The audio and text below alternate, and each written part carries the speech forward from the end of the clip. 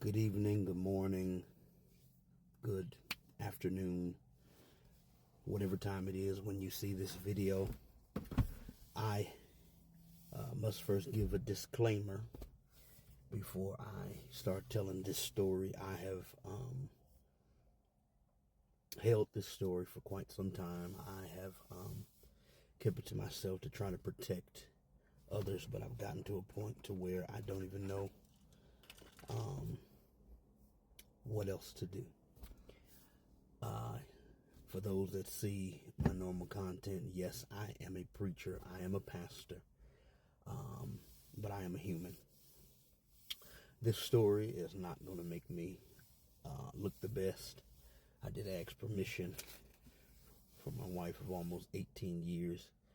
The other party, I really don't care about their permission. I needed to just be released from God to tell the story. And so most people that know me from the context, they see I have 2 children, but I actually have 3 children. I have a son and 2 daughters.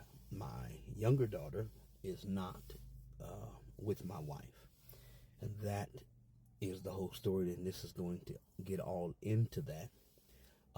But I did not find out that my daughter was actually my daughter until she was 6 years old, and I feel that I have now been robbed of a relationship I could have had with her from the birth. Anyone who knows me knows, regardless of what mistakes I make, stupid things I do, and until I get into the story, you're going to make your own assumptions of this story or what you think until you hear the story. It's a wild and crazy story. I didn't know in what direction I would tell it, but I believe this is going to help some fathers. Every father is not a deadbeat. Every father does not want to not be in their children's life, but there are some women and mothers out there that do things, and I learned this within my own life, to keep fathers out of their children's life and to paint a narrative that the dad is a bad guy. And so I never had an actual relationship with this woman. Some things transpired. Like I said, I'm going to get into that part of the story in a minute. But I wanted to put this out there first because I know there's going to be a lot of questions. So with that being said, I did not find out that my daughter was my daughter till she was 6 years old. Not saying that I did not try. When I got the call and said, hey, this child may be yours, I immediately said, okay, we just need a DNA test. But I got the runaround for 6.5 years. A lot of drama in that time. Different leaders' names were involved. All different kind of things in this particular story.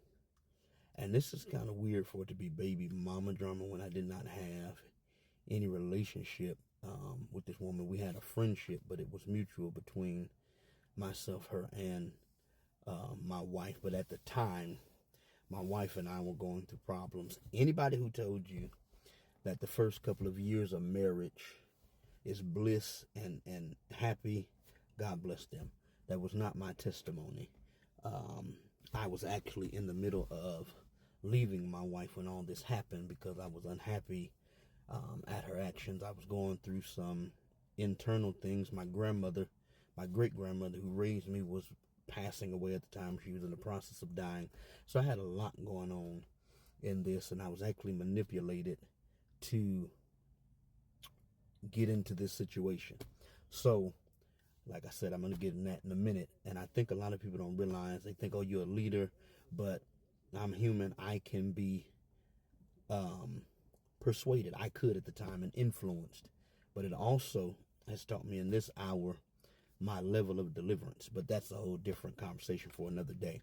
I will actually be doing a video about, probably on my YouTube channel, about being delivered from sexual immorality, because a lot of us don't think we can, but you can. But nevertheless, so I did not find out that my daughter was my daughter, my third child, my baby girl was my daughter until she was 6 years old. The reason I'm doing this video is because I feel I have no other choice. I feel that my relationship with her has been snuffed, stolen from me. Even as we speak right now, I'm put in a position where I have to honor her being raised by another man, and that bothers me. But like I said, I'm going to get to all of that, because if it wasn't for that man, I would have no relationship with my daughter. So I have no dishonor for him. It just hurts me that I'm not really allowed to be the father that I want to be to her. And so the second part of this video, I'm going to start telling the story. But nevertheless, yes, I'm a pastor. Yes, I'm a preacher. I made a lot of mistakes. Just to give you some slight and understanding, I was only, I think, 20 at the time. I started my first church at 19. I met this young lady through another young lady, because I started fellowshipping with the young lady who I thought about dating once I was going to get a divorce from my wife. A lot of people are not able to tell the story, but God brought us back together, and we can now say this year, in November, we will have been married for 18 years, or 17, somewhere between 17 and 18 years. We've been married. The reason I say that is because she always say that I go a year above, but we've been through a lot together. And so, but I thank God for where we are today, the life that we live today, the promises that God made to us if we stayed together. And so, no, because I don't want nobody to think that she did not want to leave or did not try to leave. It was God that made us stay together. And I know some people who watch this are not going to understand that, but she didn't necessarily treat me right at the time, and that had pushed me to talk to other people. And I've never been the type of person to hide what I was doing. And so she knew the person I was talking to. They would call her. At the time, we had a home phone. The young lady that I was friends with would call the house. I'll get to that later.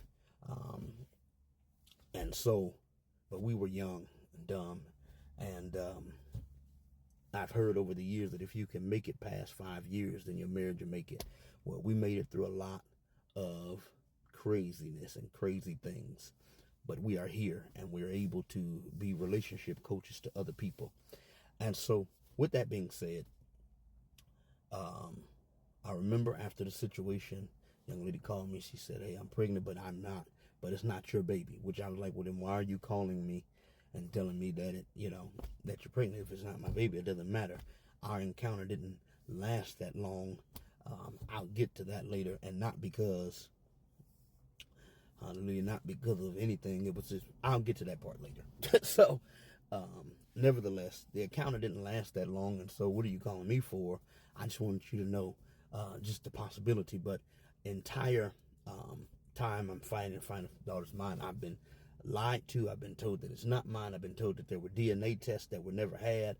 I've been told all these different stories, and I've held this for such a long time. There are other reasons I'm doing this video, and I prayed and I asked God when was time, and God said time is now. And so there are so many parts of this story that are crazy, and I don't even care if the other party comes out and tells their side, because there's really nothing they can say for all the things they put me through and done.